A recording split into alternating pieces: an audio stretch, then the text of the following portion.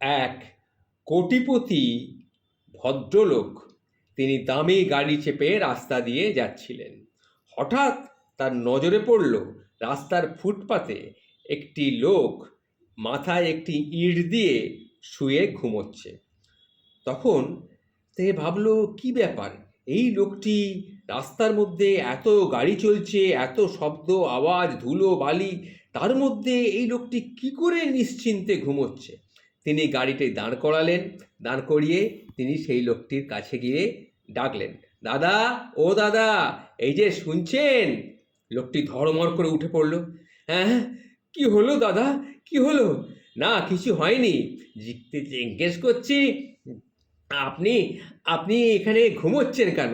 আপনার কি ঘর বাড়ি নেই? তখন সেই লোকটি বলল, হ্যাঁ হ্যাঁ স্যার, আমার ঘর বাড়ি আছে।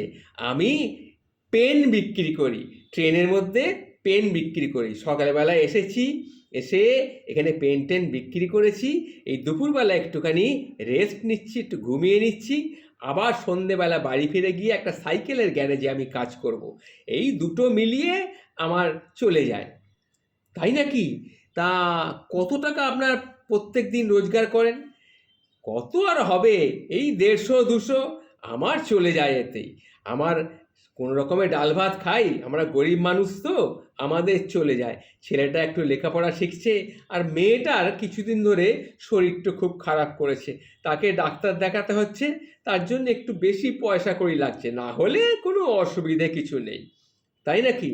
আচ্ছা, আপনি একটা কাজ করুন, আপনি কি এই 500 টাকা দিচ্ছি, আপনি আমাকে আপনি নিন, আপনাকে আমি দিলাম।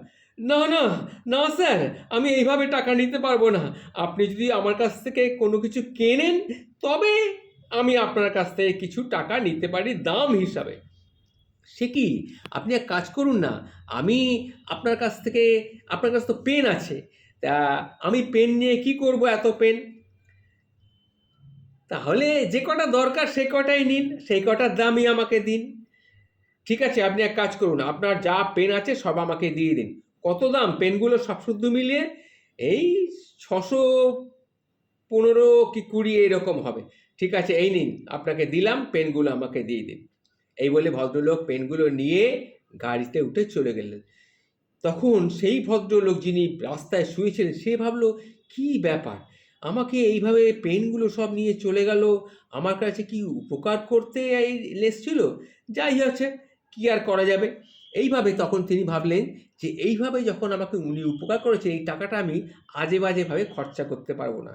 তখন তিনি সেই টাকা দিয়ে একটা ব্যবসা শুরু করলেন, এবং আশ্চর্য ব্যাপার, তার ব্যবসা দিনে দিনে ফুলে ফেঁপে উঠতে লাগলো। এবং এমন একটা সময় এলো যে সেই ব্যবসা তিনি ব্যাংক থেকে আরও লোন নিলেন, নিয়ে বিশাল একজন শিল্পপতির পর্যায়ে চলে গেলেন। বহুদিন বাদে সেই ভদ্রলোকের সঙ্গে একটি ব্যাংকে আবার এই ভদ্রলোকের দেখা হয়েছিল। তখন সেই আগের যে শিল্পপতি ভদ্রলোক একে বললেন, কি ব্যাপার, আমাকে চিনতে পারছেন? হ্যাঁ স্যার, আপনাকে চিনতে পারছি। তাহলে চিনতে পেরেছেন তো? হ্যাঁ স্যার, কিন্তু একটা জিনিস আমার প্রায়ই মনে হয় যে আপনি সেদিন কেন অতগুলো টাকা দিয়ে ওই পেনগুলো নিয়ে কি করলেন? পেনগুলো তো আপনার নিশ্চয়ই কাজে লাগেনি, কাউকে হয়তো আপনি দিয়ে দিয়েছেন। হ্যাঁ, বুঝতে পেরেছি। আমার গুরুদেব আমাকে বলেছিলেন যে কোনো লোককে তুমি যদি উপকার করো, তোমার আয় উন্নতি হবে। তা আপনাকে দেখে সেই দিন সেই অবস্থায় আমার মনে হয়েছিল আপনি সেই সুযোগ্য ব্যক্তি, যাকে কিছু উপকার করা খুব প্রয়োজন। তাই আমি আপনাকে ওই 615 না 20 টাকা, আমার ঠিক খেয়াল নেই, টাকাটা আপনাকে দিয়েছিলাম। আপনার উপকার নিশ্চয়ই হয়েছিল। হ্যাঁ স্যার, ওই টাকাটা পেয়ে কি জানি কিভাবে আমি ব্যবসা করি, এবং ব্যবসা করতে করতে আজকে আমি একজন বড় ব্যবসাদার হয়ে গেছি। এই দেখুন না, ব্যাংক থেকেও লোন পাচ্ছি, ওই লোনের জন্যই ব্যাংক থেকে এসেছি, ব্যাংক আমাকে লোন দিচ্ছে, আমি এখন মোটামুটি একটা সচ্ছল ব্যবসায়ী হয়ে গেছি। তোমার এই সমস্যায় আমি যে তোমাকে সাহায্য করতে পেরেছিলাম, এটা জেনে আমি খুব খুশি হয়েছি। যাই হোক, আপনি ভালো থাকবেন, সুস্থ থাকবেন। আমার এইটাই শান্তি যে পৃথিবীতে অন্তত একজন ব্যক্তিকে আমি কিছু উপকার করে তাকে একটা জায়গায় পৌঁছে দিতে পেরেছি। ভালো থাকবেন বন্ধু, আপনি আমার বন্ধু হয়ে গেছেন, ভালো থাকবেন। আমার সঙ্গে একটু যোগাযোগ রাখবেন, আপনার আরও কিছু লাভ হতে পারে। নমস্কার বন্ধু, নমস্কার। এই গল্পটি আমি আপনাদের সামনে তুলে ধরলাম শুধুমাত্র একটি কারণে, সেটি হচ্ছে মানুষকে যদি কখনো কোনো কিছু উপকার করতে পারেন, যদি আপনার সামর্থ্যে কুলোয়, তাহলে সেই উপকারটুকু আপনি করবেন। দেখবেন ওপরওয়ালা মানে ঈশ্বর বা ভগবান বা আল্লাহ আপনাকে তা অনেক শান্তি দেবেন।